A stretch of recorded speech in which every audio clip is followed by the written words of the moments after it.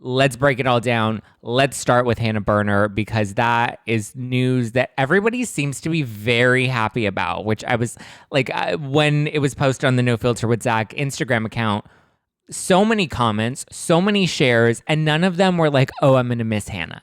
Like, I think it's very clear nobody is going to be missing Hannah Berner from Summer House. Like, nobody's going to be missing Hannah Berner in general. There were a couple of like mean comments that like she's gonna bomb as a comedian. She's been a comedian for a while. She's done stand-up for a while. Like I think she's gonna be okay. I just hope she can rehab her image enough to where she doesn't have like this tarnished Summer House image that she's gonna be carrying with her into the future. Because I actually think she's funny. I just think she got to a point where it was just too much. We had too much Hannah Berner. She was too intense. She tried too hard to be funny. She tried too hard to be a meme.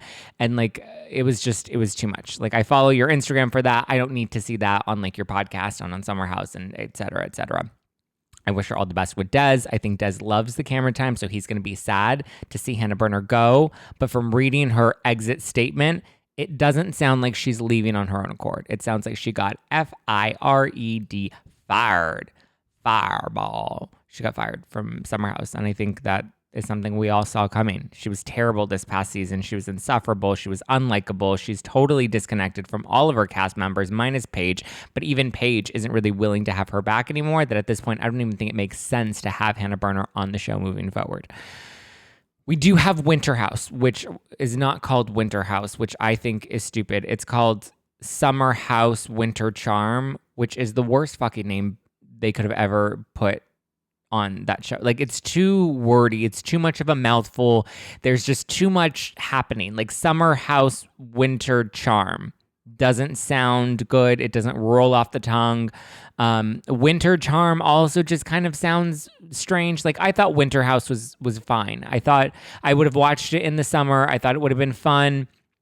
I don't know why we decided to like add a colon to it. I don't know. Whoever's writing these titles are terrible because they also have the Peacock Housewives, what we've been all referring to as the All-Star series with Ramona and Kenya and Melissa Gorga and Teresa and Cynthia and was Luann on it? Yeah, Luann was on it, but she, was forgettable. They all taped their show in the Turks and Caicos. That is apparently the working title for it is Real Housewives Mashup, which I think is also a terrible, terrible name. Anyway, I digress. Hannah Berner, will we be missing her? Absolutely not. Was she fired or did she quit? I definitely believe that she was fired, and so does Kate Chastain, who you may remember from Below Deck and from Bravo's chat room. Apparently, chat room was supposed to be Kate Chastain's show, and then there was all of her drama that happened, and so they ended up adding in Portia and Giselle and Hannah Berner, and then Kate Chastain ended up exiting the show. Originally, I thought it was likely, and I still think it's linked to like contract negotiations because it was her show originally, and because I think she had an ego issue with the other women, with the other ladies on chat room. I think Hannah Berner has a big ego as well. I don't think Portia and Giselle have that big of an ego. I think Giselle knows she's in one of the newer franchises and in one of the lesser popular franchises. And that's no diss to Potomac. It's just starting to kind of pick up. This most recent season is really what put it on everybody's radar. And now we're into Potomac. Now most of the people that didn't watch it before are starting to subscribe to that vibe. We'll see how it continues to grow moving forward. But I think Kate Chastain had an issue with Hannah Berner, probably because Hannah thought that she, was a big name on the show. They were probably paying Hannah a lot more than they were paying Kate Chastain. And like, if we're being honest, I think Portia and Hannah were probably the two bigger bills on that show. I don't think Kate Chastain was a big enough name or like had enough visibility outside of Bravo land to actually pull in an audience, TBH. So Kate Chastain tweeted, "Tell me you've been fired without telling me you've been fired." #SummerHouse. And she tweets this shortly after Hannah Berner announces her exit, saying like she's going to focus on her stand-up now because like she's a stand-up comedian and like she doesn't need Summer House and she's not going to be sharing her journey on Summer House. I think she thought that the engagement was probably going to guarantee her more time on the show. And Bravo is just like, thank you, next. And all the fans are just like, thank you, next. We'd rather watch the Kyle and Amanda wedding because we have at least rooted for them and gotten to know them and like enjoy them as a couple. And we don't like Des because he looks thirsty. He's a cutie though. I mean, he's not like super hot.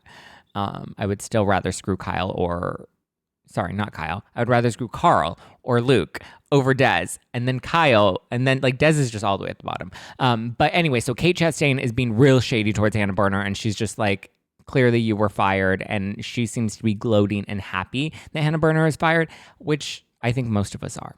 Then we have DJ Rose, and DJ Rose is from Bethany Frankel's new show, The Big Shot, which I think I might actually do maybe like a review episode. I don't know. I'll figure it out how I'm going to do this, or maybe it'll be something exclusive for the YouTube channel. TBD, I'm still going to work out those details, but I want to do like a review segment since I'm reading all of like the Bravo books and I'm watching all of these Bravo spinoff shows. I would love to do like a 30-minute review and recap with like biggest takeaways, biggest tea spilled, and overall thoughts about it.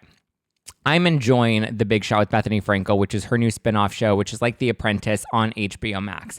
Way better than I expected, but also a very hot train wreck mess because there's no structure to the show, which I think is her vibe and her style. She's like, I don't need structure. I kind of just want to go with my gut.